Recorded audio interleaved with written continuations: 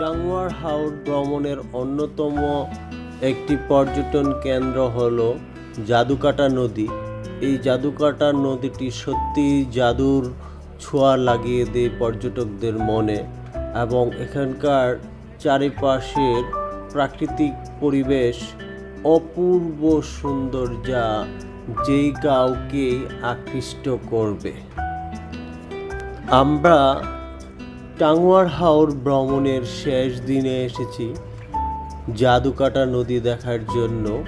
আমরা বারিক্কা টিলা ঘোরা শেষে চলে গিয়েছি জাদুকাটা নদীর সেই উৎপত্তিস্থল মেঘালয় সীমান্তের কাছে জাদুটিলা, এবং ওখানে আমরা গোসল সেরে ফিরে চলছি সম্পূর্ণ জাদুকাটা নদীর বুক বেয়ে।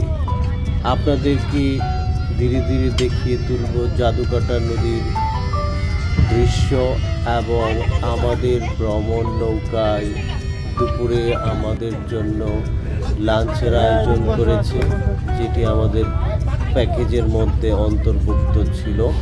এটি আমাদের আজকের এবারের ভ্রমণের শেষ মিল এবং শেষ সময়। এই জাদুকাটা নদী দেখার মাধ্যমে আমরা আমাদের টাঙ্গুয়ার হাওর ভ্রমণটি শেষ করব। জাদুকাটা নদী ভারতের মেঘালয়ের জাসিয়া পাহাড় থেকে উৎপত্তি হয়, সুনামগঞ্জ জেলা দিয়ে বাংলাদেশে প্রবেশ করেছে।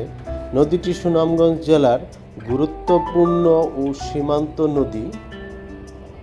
জাদুকাটা নদীর নামকরণ হয়েছে জাদুকাটা এই লোককাহিনী থেকে, যেখানে এক বধূ তার শিশুপুত্র জাদুকে কুলে নিয়ে মাছ কাটতে গিয়ে ভুলবশত তাকেই কেটে ফেলেন, এবং নদীটির আদি নাম ছিল নদিকা।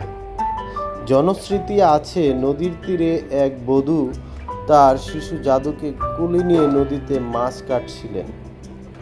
দুর্ঘটনাবশত সেই বধূ অন্যমনস্ক হয়ে মাছের জায়গায় ভুল করে তার কুলের শিশুকে কেটে ফেলে। এই মর্মান্তিক ঘটনা থেকে নদীটির নাম হয় জাদুকাটা, এবং সেই প্রবাদ থেকে এই নদীটি এখন জাদুকাটা নামেই সর্বজন পরিচিত।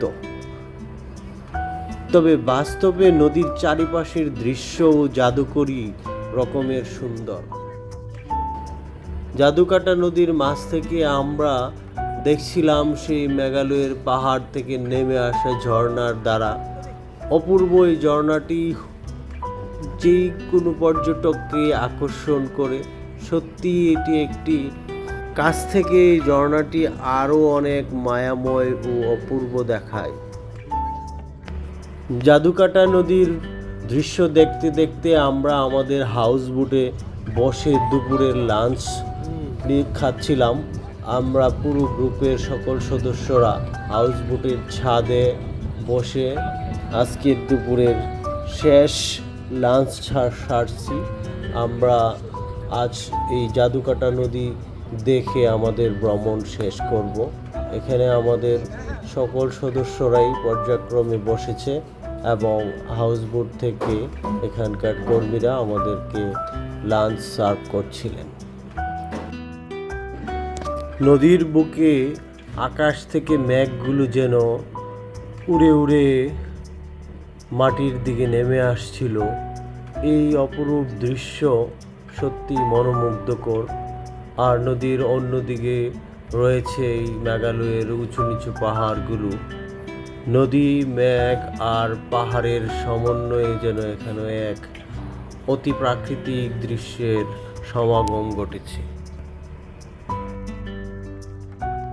আমাদের টাঙ্গুয়ার হাওর ভ্রমণের সবচেয়ে আকর্ষণীয় বিষয়টি হলো হাউসবোটের ছাদ দিয়ে একটি খোলা রেস্টুরেন্টে রূপান্তর হয়েছে, প্রাকৃতিক রেস্টুরেন্ট, এবং যার ছাদ হিসেবে রয়েছে মেঘে ঢাকা সেই সাদা নীল আকাশ। এই দৃশ্য আর ছাদে বসে লাঞ্চ করার স্বাদটা যেন অনেকটাই বাড়িয়ে দিয়েছিল। আর ঝিরিঝিরি বাতাস, কখনো কখনো ফোঁটা ফোঁটা বৃষ্টিও এক অন্যরকম অনুভূতি তৈরি করছিল।